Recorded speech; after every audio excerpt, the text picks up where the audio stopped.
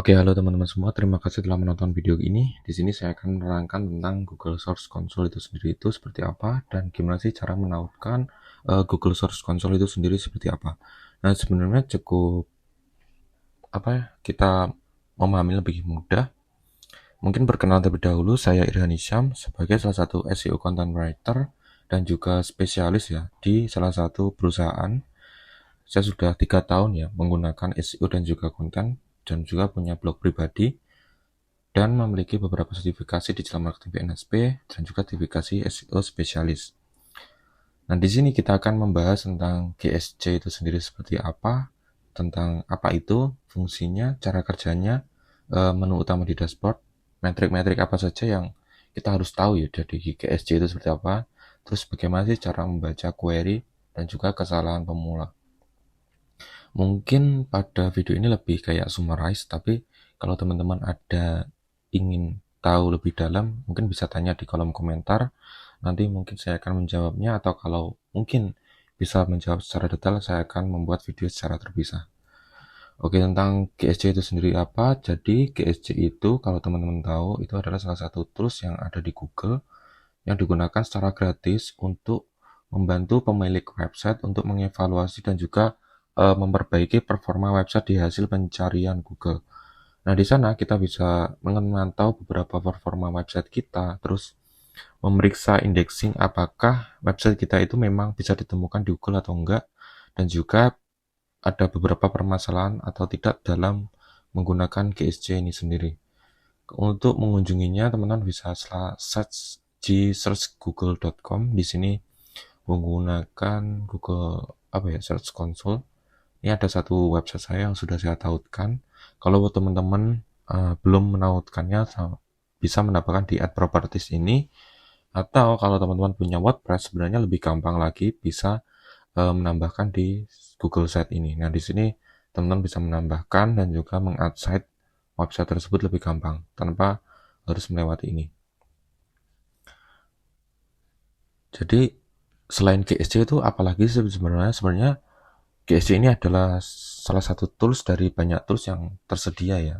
Mungkin dari setiap mesin pencari itu punya search console-nya sendiri. Misalnya ada dari Bing, itu ada Bing Webmaster Tools. Kalau dari Yandex itu ada Yandex Webmaster, dan Ahrefs itu ada sendiri. Nah, ini fungsinya seperti apa? Ahrefs itu digunakan untuk mengaudit website, dan ini gratis ya teman-teman, bisa teman-teman gunakan.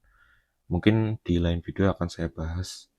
Lalu apa sih fungsi dan manfaatnya? Tentunya buat mantau performa kita di Google, memeriksa indexing, inspeksi URL dan sitemap, dan juga menemukan masalah teknis. Untuk cara kerjanya, bagaimana guys ini bisa tahu sebenarnya dari pengguna mencari search di sini, lalu Google akan mulai memahami tentang maksud dari pencarian tersebut, lalu menampilkannya ke halaman relevan di search console di Google Search, lalu pengguna mengklik, lalu pengguna masuk ke website. Nah, Google akan mencatat dan mengevaluasi. Kalau kita tahu ya di bagian search result ini akan tahu ya mana total klik, mana total impression. Nah, ini CTR ini dihitung dari total klik dibagi total impression. Nanti dikali 100% ya. Nanti hasilnya ini, lalu average positionnya ini. Salah satu posisi yang ada di Google.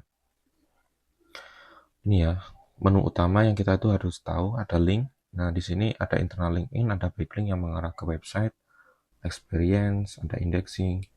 Nah, sebenarnya kita itu bisa tahu kayak query ini, dan kita bisa exportnya ini ke dalam Google Sheets. Nah, dari Google Sheets ini kita bisa tahu ya, kayak halaman-halaman yang memang performanya itu cukup bagus itu. Dari query satu page, kita bisa tahu dari negaranya seperti apa, device-nya apa, lalu search appearance-nya seperti apa, lalu ada filter. Itu kita mencarinya di sini ya, filternya, filter. Ada bagian URL inspection, performance, indexing, dan lain sebagainya. Nah, bagaimana sih cara membaca query? Nah, query ini ada bagian klik, ada tayangan, CTR, dan posisi. Tayangan itu adalah seberapa kali muncul halaman dari query ini ya. Misal belajar SEO untuk pemula, berarti ketika tayang pertama berarti masuk ke tayangan. Apabila sudah diklik, dia akan masuk ke klik dan akan menggunakan CTR ini. Nah, seperti itu. Apa sih kesalahan yang biasanya dilakukan, yaitu terlalu menilai artikel terlalu cepat. Ini nomor 5 ya.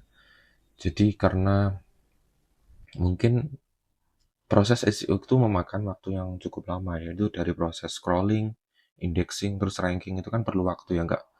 Kadang butuh beberapa minggu sampai bulan buat bisa nge-ranking ke halaman tersebut. Lalu ada juga hanya melihat total klik tanpa memahami tayangan itu berapa, menganggap mungkin ya kalau tayangan kliknya itu mungkin terlalu rendah atau terlalu tinggi, pasti ada reason kenapa itu bisa terjadi. Jadi kita sebagai ini harus mengerti dan juga menebaknya. Kesimpulannya, mungkin kita harus memahami dasarnya, baca metrik utama, dan juga analisis query page. Oke, mungkin itu sih sebenarnya teorinya. Lalu kalau kita di bagian overview ini kita bisa tahu lalu ada full report. Di sini kita bisa tahu halaman-halamannya, fungsinya apa, kita mungkin bisa menambah artikel supporting atau menambah artikel-artikel yang terkait agar search impressionnya itu makin naik ya teman-teman. Jadi ini beberapa hari yang lalu sempat saya optimasi dan naik, dan memang tekniknya memang seperti itu. Oke, mungkin video kali ini cukup ringkas karena ini hanya nge-share tentang pengetahuan saya di GSC itu seperti apa, dan bagi teman-teman yang punya pertanyaan dan follow up question bisa langsung tanyakan di kolom komentar, saya akan menjawabnya. Terima kasih.